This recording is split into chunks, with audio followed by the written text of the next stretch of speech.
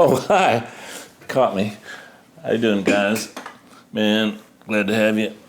I'm doing a show today about loops. Now, before all you rockers and heavy metal guys change the channel and start watching Jersey Shore, this is applicable to everything because you can take live drums, print them to a stereo track, and do these techniques, and then add that back into your original sound and get some really cool stuff. And a lot of these techniques are applicable to auxes, where you do an aux on all the tracks or whatever. But I'm using loops to kind of demonstrate it because that's kind of how I came up with a lot of this stuff. Well, I'm just going to jump right in because I think it's self-explanatory. So I've got this loop here.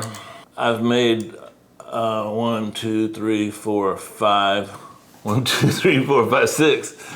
I've made 6 copies of it.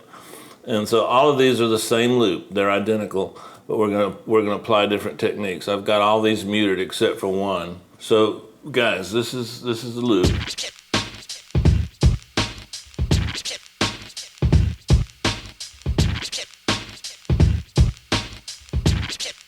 Let's get a little color by using the Waves Kramer MPX. With it.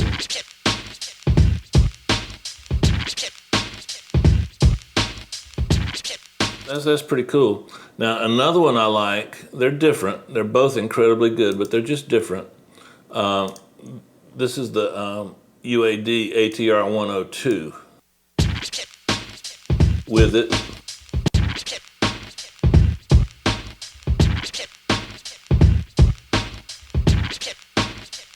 One of the things I like to do with the tape emulators is I like to add a little bit of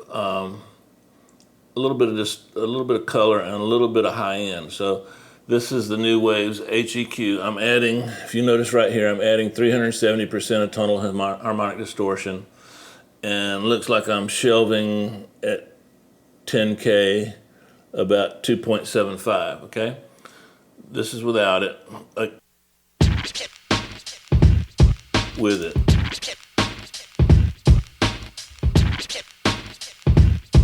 Without. With. Okay, so let's start there. Now, we've made a copy right here, this guy here, and on this track, if you notice, the high end wasn't quite right. So what I've done here, I made a copy of the track, and then I'm rolling off everything below 6K. So now we've got this.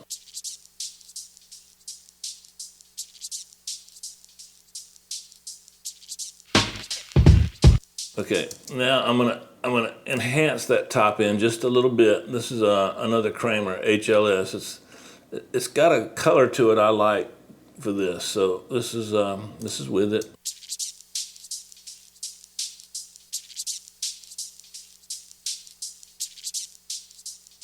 But you could use anything. You could use E6. You could use just any nice, sweet top end EQ, and then I want to widen it a little bit.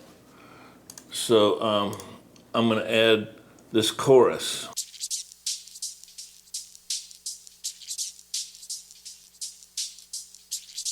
Okay, why are we doing that, Dave? Well, here's our original. Now watch the little cursor. I'm going to add this in after 1 times 3.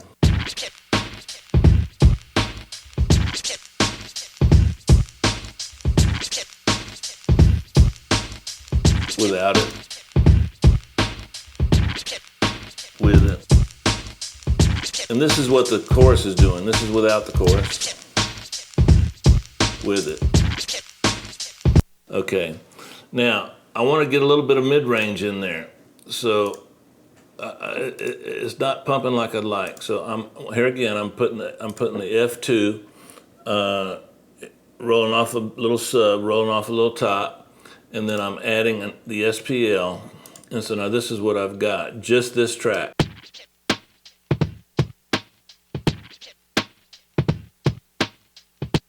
Now let's add that to our original. With it.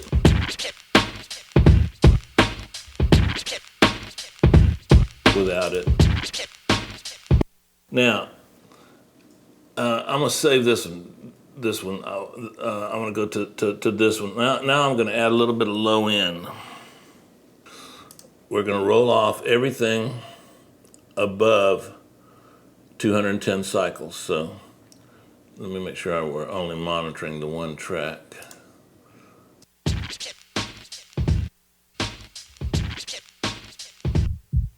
So that's my low end. Don't laugh, but this little EQ, I'm not even sure they make it anymore. I saved it because it just anything from about 100 cycles down, anything about 80 cycles down. I love this old Digi EQ. So I've got it set on 70.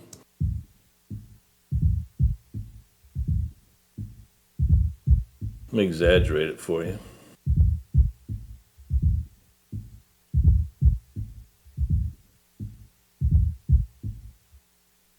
We can try a little R bass if we want. Okay, now when I add that back in to the original,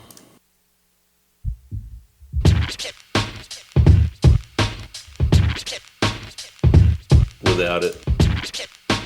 Woo! Nice. Okay. Now, what I've done here is I've set up trigger. I'm gonna add some snaps. Now, how can you do that? Let's see what trigger's doing. Okay, that's horrible. Okay, but check this. Let's take the high pass filter. You can do this before it gets to the trigger. So let's put a high pass filter.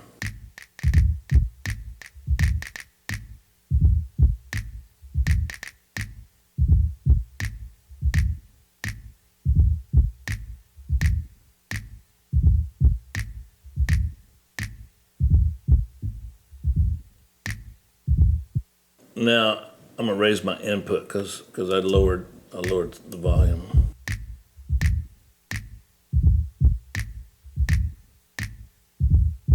Now what I can do is I can emphasize the frequencies for the snare.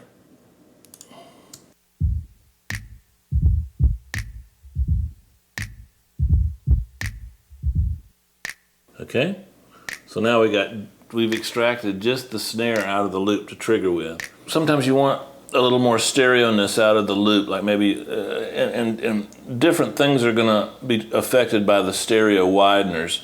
I like, for loops, I like this one. It's by Digi. It's one of their Air series, and this is a preset. I could have modified a preset, but I named it me, but I'll let you look at it real quick so you can copy it. I panned it a little bit because I liked it better that way. Okay, so here's the loop without it.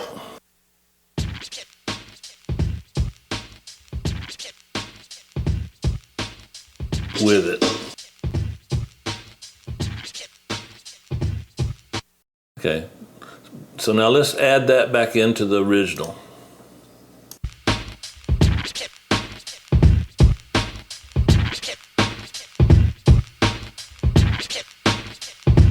Okay, now what I'm gonna do is I'm gonna add these back in one at a time so you can kind of get a vibe for what they're doing.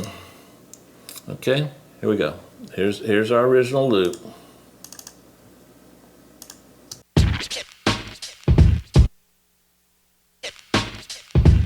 Add the high end.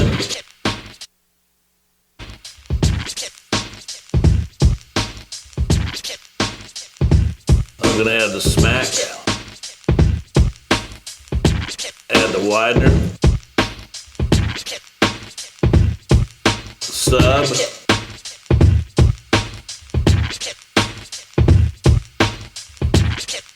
And then the snaps.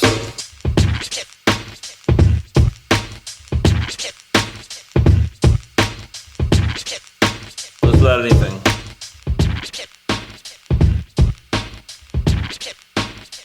With it. Okay, round of applause for me. But what I'm telling you guys is these are techniques that can be applicable to a lot of different situations. It's a modified form of paralleling. You've heard parallel compression. Well, this is kind of like parallel everything. And then once you've got the high end isolated, you can do unique things to just that. You can chorus it. You can put just reverb on it. If you wanted a little bit of reverb on the loop for the snare, you could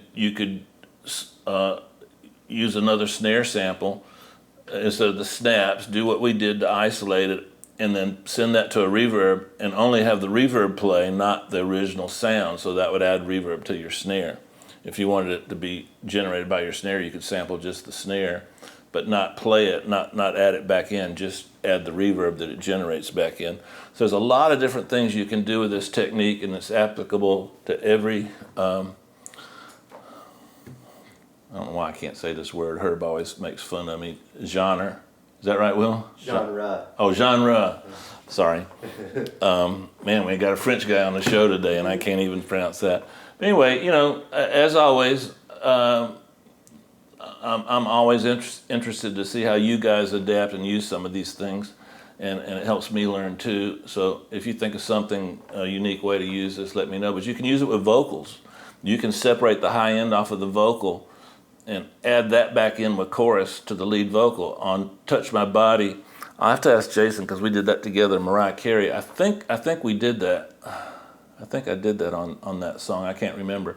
But I'm telling you, you can use these techniques for a lot of different things. All right, back to you, Dave.